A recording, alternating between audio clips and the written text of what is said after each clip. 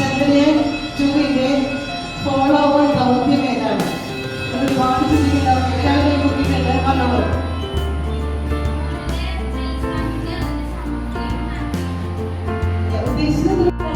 കാലുകുത്തിയിട്ട് 55 വർഷമായി നിൽക്കുന്നു.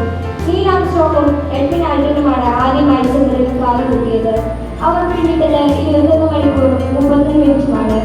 മനുഷ്യന്റെ കാൽപാദം ആദ്യമായി ചന്ദ്രനിൽ 55 വർഷം പിന്നിടുകയാണ്. 1969 ജൂലൈ 21 ആ ചരിത്ര നിമിഷത്തിന് ലോകം സാക്ഷിയായത്. ഈ മഹാസംഭവത്തിന്റെ ഓർമ്മ പുതുക്കലാണ് ലോകമെമ്പാടും ചന്ദ്രദിനം ആചരിക്കുന്നത്. നന്ദി.